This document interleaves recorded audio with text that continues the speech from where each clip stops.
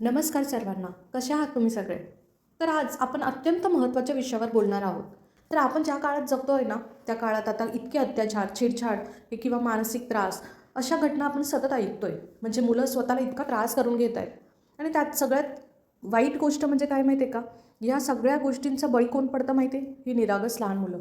म्हणूनच मुलांची काळजी कशी घ्यावी आणि त्यांच्याशी कसं वागावं, हा विषय खरंच खूप महत्त्वाचा आहे. त्यामुळे हा व्हिडिओ शेवटपर्यंत बघा आणि आपल्या चॅनलला जर सबस्क्राईब केलं नसेल तर लगेच करून घ्या.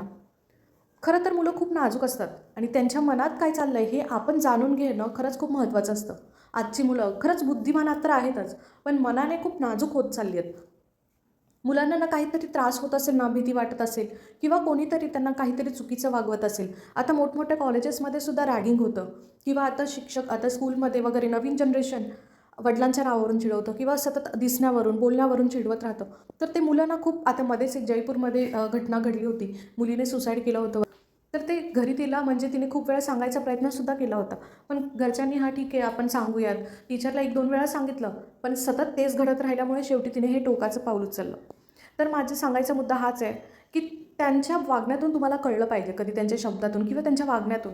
कारण कधी ते शांत राहतात. तर मग आपल्याला कळलं पाहिजे, की मुलांचं हे वर्तन असं का होतंय? बहुतेक वेळा काय वाटतं मोठ्यांना, की "अरे काही नाही, मुलं चंचल असतात. झालं असेल आज काहीतरी शाळेमध्ये, ठीक आहे, होईल." म्हणजे मुला-मुलांमध्ये चालतं तेवढं. पण नाही, मुलांनी जर काही सांगितलं ना, तर आपण ते ऐकायलाच हवं. जर आपण एखादी गोष्ट त्यांची इग्नोर करतोय, म्हणजे त्यांच्यावर आपण खूप मोठा अन्याय करतोय. आता पालकांनी कुठल्या-कुठल्या गोष्टींवरती लक्ष ठेवलं पाहिजे. पालक म्हणून आपल्यावर ना खूप मोठी जबाबदारी असते. मुलांशी ना आपण रोज बोललं पाहिजे, की आज शाळेत काय झालं? आज तुला कोणी काय बोललं का? तुला काही त्रास झाला का? तुला कोणी हात तर नाही लावला ना? कारण त्यांना आपण शिकवलं पाहिजे, की कोणता स्पर्श हा चांगला आहे, कोणता वाईट आहे, हे सगळं आपण शिकवलं पाहिजे, तरच ते त्यांना कळणार आहे. जर मुलगा किंवा तुमची मुलगी अचानक जर शाळेतून येते शांत बसते किंवा सतत चिडचिड करते किंवा एखाद्या व्यक्तीपासून लांब राहते तर हे सगळे संकेत आहेत, जे तुम्ही नीट त्याच्यावरती ऑब्झर्वेशन केलं पाहिजे. आता खूप वेळा काय होतं, की घरातले आई-वडील दोघंही नोकरीवर जातात, तेव्हा मुलांना डे केअरमध्ये टाकतात. पण तुम्ही डे केअरमध्ये टाकलं, तेव्हा तिकडे तुम्हाला कॅमेरा ॲक्सेस भेटतोय का, हे विचारा आधी. कारण ना इतकी मुलं असतात, त्यामुळे प्रत्येक मुलाला प्रेमाने, संयमाने हाताळणं खूप गरजेचं असतं आणि ते प्रत्येकाकडून होतंच असं नाही आहे. त्यामुळे तिथे त्यांना काही त्रास होतोय का, हे सुद्धा तुम्ही बघितलं पाहिजे. फक्त पैशाच्या मागे लागून नाही चालत. आता त्यांचा मूड कसा आहे, वागणुकीमध्ये काही बदल होतोय का? तर जर तुम्हाला मुलं काही येऊन सांगत असतील, तर लक्ष द्या. नंतर बघू, आत्ता वेळ नाही, असं काहीच नाही म्हणायचं. कारण कदाचित तो मुलगा तुम्हाला काहीतरी सांगायचा प्रयत्न करतोय आणि तुमच्या त्या इग्नोरन्समुळे कदाचित पुढे जाऊन काहीतरी वाईट घडू शकतं. त्यामुळे तुम्हाला हे सर्व लक्षात ठेवलं पाहिजे. तेव्हा आता आपल्याला असं वाटतं ना, नाही दोघांनाही जॉब केलं पाहिजे. ते काही वाईट नाही आहे. पण दोघांनी नोकरी करायलाच हवं असा नियमसुद्धा नाही आहे ना. जर घर एका व्यक्तीच्या कमाईवर सहज चालतंय, की तर मग एखादा तरी पालक, आई किंवा बाबा घरी राहून मुलाकडे लक्ष देणं खरंच खूप फायदेशीर ठरेल. कारण लहान मुलांना ना आईची अशी म्हणजे खूप गरज लागते जेव्हा ते खूप लहान असतात ना, म्हणजे आत्ताच्या काळामध्ये तर 1 वर्षापासूनच डे केअरमध्ये टाकायला सुरुवात केली आहे. तर त्यांचे संस्कार, त्यांची जी मानसिक वाढ असते ना, ही ह्याच वर्षामध्ये होत असते. पहिली 5 वर्ष ना मुलांच्या आयुष्यातले सगळ्यात महत्त्वाची ती वर्ष असतात. त्या काळामध्ये ना त्यांना खूप प्रेम किंवा त्यांच्याशी कोणीतरी बोललं पाहिजे. त्यांच्यावरती सतत कोणीतरी ओरडत असेल, समजा डे केअरमध्ये आता सतत आरडाओरडा चालू असेल, इकडे कोणी मुलं रडतायत, तिकडे टीचर ओरडतायत, तर ह्या सगळ्यांचा ना त्या लहान जीवावरती खूप परिणाम होतो. म्हणजे ती मुलं अशीच घाबरून त्या ट्रॉमामध्ये जातात, की सतत कोणीतरी डोळे मोठे करतंय किंवा सतत कोणीतरी आपल्यावर ओरडतंय. ह्या सगळ्या त्यांना ना खूप प्रेमाची गरज असते, मायेची गरज असते. दोघांनी कमवलं पाहिजे हा समाजाचा दबाव आहे फक्त. जेव्हा आपण लहान होतो तेव्हा आपली आई काही कामाला जात नव्हती. आपली आई जर कामाला गेली असती, तर कदाचित आपल्यावरती हे संस्कार झाले नसते आणि बिना आई-वडिलांचं दिवसभर घरात राहणं. तेव्हा तर मोबाईल नव्हते, ठीक आहे, मुलं बाहेर खेळत होती. पण आत्ता तसं नाही आहे ना. आत्ता जर आई-वडील बाहेर असले, तर दिवसभर मुलं फोनमध्ये काय खेळतायत, काय बघतायत, हे काहीच समजत नाही. त्यामुळे त्यांचं जे स्क्रीन असतं फोनचं किंवा टीव्हीचं, तेही अत्यंत वाढलं आहे.